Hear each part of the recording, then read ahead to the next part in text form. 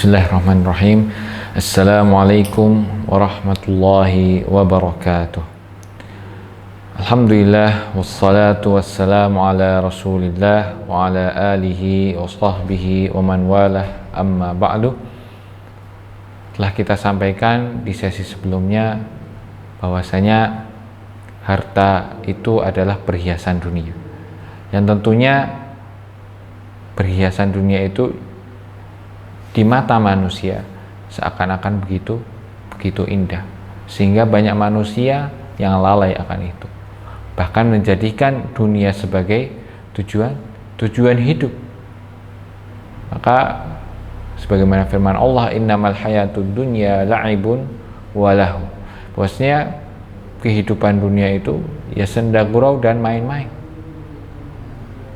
Namun apabila kita gunakan harta itu untuk Allah Subhanahu wa ta'ala, untuk akhirat, insya Allah Allah akan balas dengan balasan yang luar biasa. Maka Allah Subhanahu wa ta'ala lanjutkan setelah ayat yang sudah kita bahas di sesi sebelumnya tentang harta dunia. Allah Subhanahu wa ta'ala berfirman, qul a'unabbi'ukum bi khairim min dzalikum.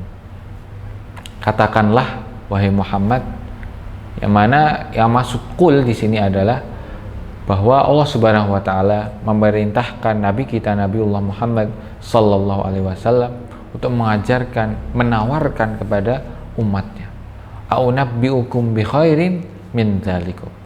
Apakah kalian ingin mengetahui, ingin aku beritahu apa yang lebih baik dari semua itu, yaitu dari harta-harta dunia. Lilladzina taqaw 'inda rabbihim jannatu 'adnin tajri min tahtiha al-anharu khalidina fiha wa azwajun mutahharatun wa ridwanun minallah wallahu basirun bil ibad. Yang artinya bahwasanya bagi orang-orang yang bertakwa itu, apabila ia bertakwa untuk Rabb mereka, yaitu untuk Allah Subhanahu wa ta'ala, maka bagi mereka adalah surga, jannatun tajri min tahtihal anharu khalidina fiha. Mereka akan mendapatkan surga yang mengalir air-air di bawahnya, dan tentunya kekal di dalam surga itu.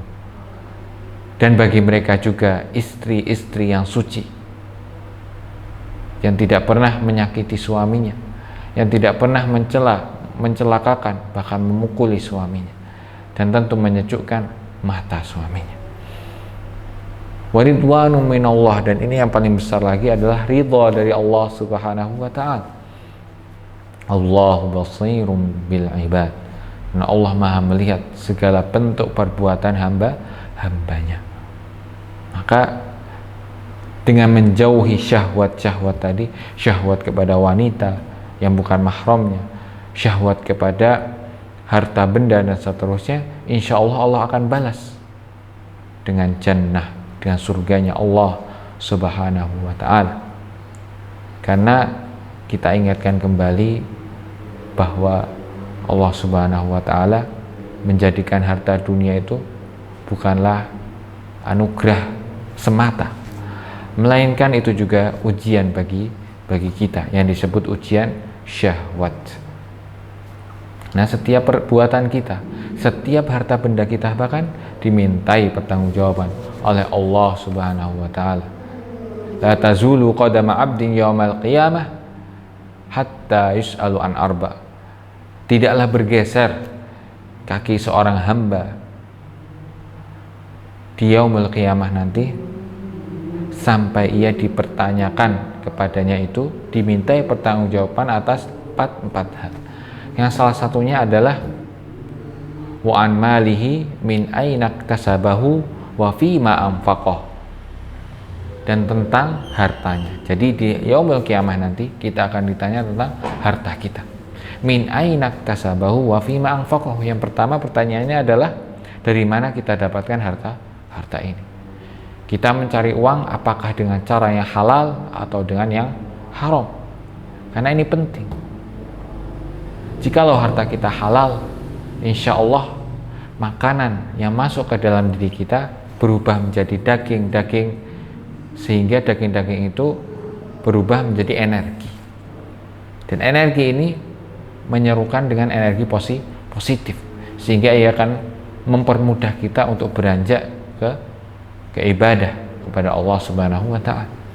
Dan tentunya berbahaya apabila kita memakan makanan yang mana harta itu dari sesuatu yang diharamkan oleh Allah Subhanahu wa Ta'ala. Maka harus kita perhatikan dari mana uang itu kita dapatkan. Apakah dari yang halal atau dari yang haram. Nah, setelah kita yakin bahwasanya harta kita ini halal, Allah Subhanahu wa Ta'ala tidak cukup sampai segitu saja. Allah melanjutkan, min ainak tasabahu wa fima anfaqah. Allah menanyakan, dan untuk apa ia belanjakan. Jadi harta kita walaupun sudah halal, ya untuk apa kita gunakan? Apakah untuk yang halal atau yang haram?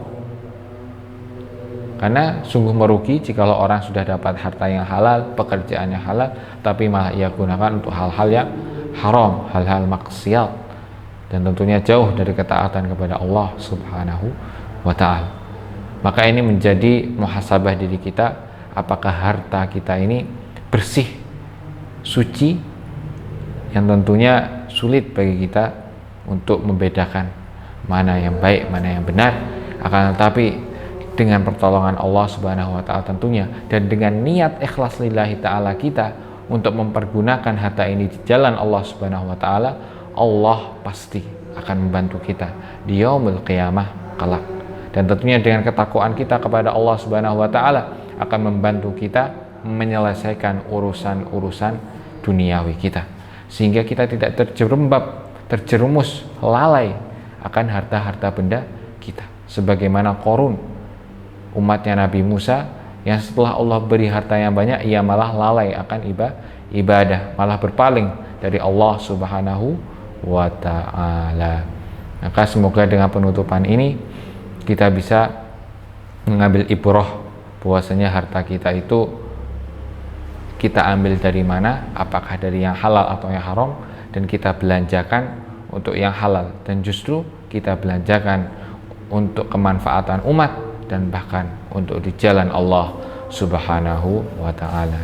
Maka semoga kita semua dimasukkan oleh Allah Subhanahu wa Ta'ala ke dalam golongan orang-orang yang bertakwa dan bertemu di surganya Allah Subhanahu wa Ta'ala. Subhanakallahumma wa bihamdika asyhadu an la ilaha illa anta astaghfiruka wa atubu ilaik. Wassalamualaikum warahmatullahi wabarakatuh.